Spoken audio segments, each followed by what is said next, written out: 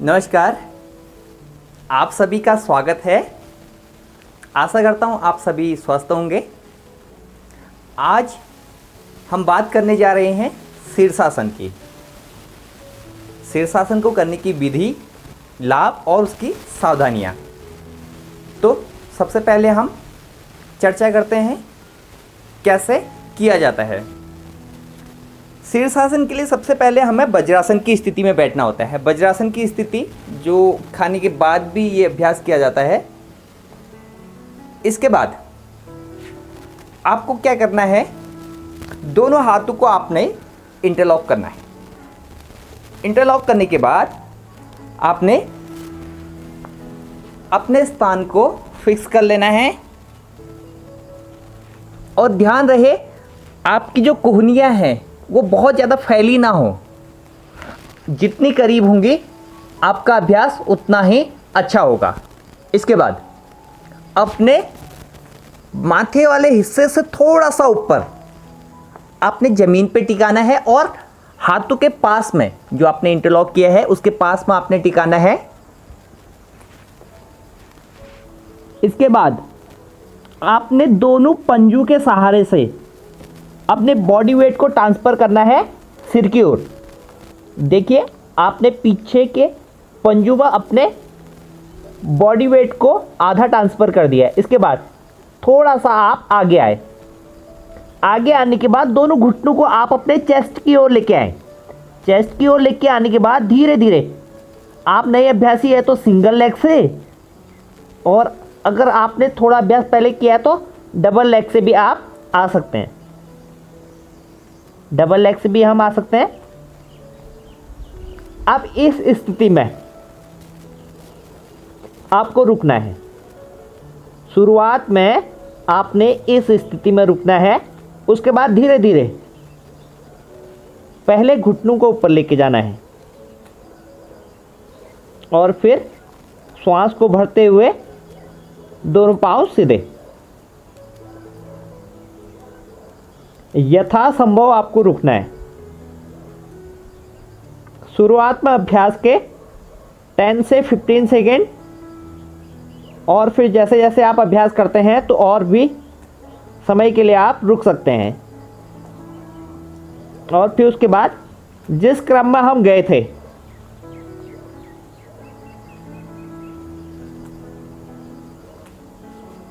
उसी क्रम में हमें वापस आना होता है।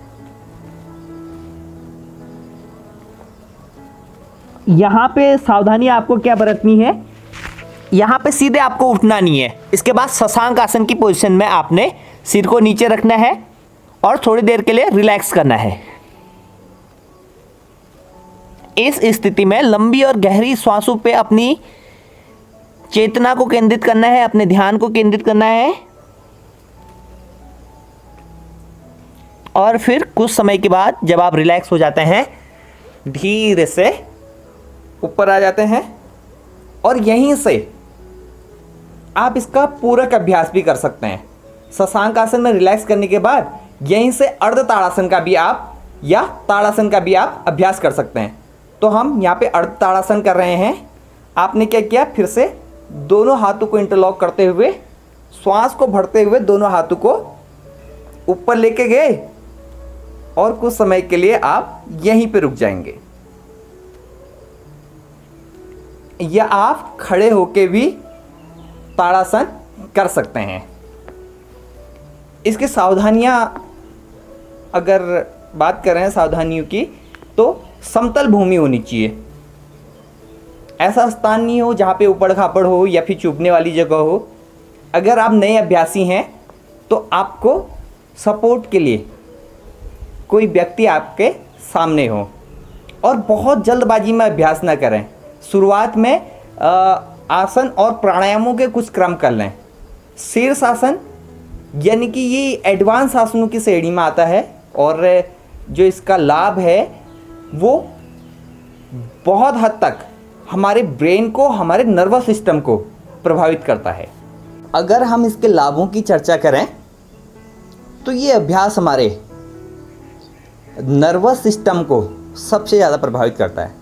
नर्वस सिस्टम में हमारे स्पाइनल कॉर्ड, और ब्रेन से जुड़ी हुई सारी चीज़ें इसमें सम्मिलित हो जाती हैं, चाहे वो पिट्यूटरी ग्लैंड हो, पीनियल ग्लैंड हो, थायराइड पैराथायराइड ग्लैंड हो या हाइपोथैलेमस हो, या ब्रेन से जुड़ी हुई सारी गतिविधियां इसमें सम्मिलित हैं। तो इस अभ्यास से हमारा पूरा नर्वस सिस्टम प्रभावित होता है, यानी कि पिट्यूटरी से संबंधित जितने भी काम हैं वो इसमें सक्रिय भूमिका अदा करते हैं। और इस अभ्यास को करने से अगर सामान्य रूप से बात की जाए तो ये हमारे स्मरण शक्ति के लिए, यानी कि हमारे IQ लेवल को बढ़ाने के लिए बहुत अच्छा अभ्यास है। इससे ज़बरदस्त अभ्यास कोई नहीं हो सकता है आपके IQ को बढ़ाने के लिए, आपकी मेमोरी को बढ़ाने के लिए। और यह हमारे ईयर, नोज, थ्रोट और हेयर, इन चारों को भी बहुत ज़्यादा प्रभावित करता है। यानी कि शीर्ष प्रदेश के जितने भी अंग हैं, यानी कि गर्दन से ऊपर के जितने भी हमारे ऑर्गन्स हैं, जितने भी फ्लूइड हैं, जितने भी ग्लैंड्स हैं, ये सभी को प्रभावित करने का काम करता है। इसके अलावा यह हमारे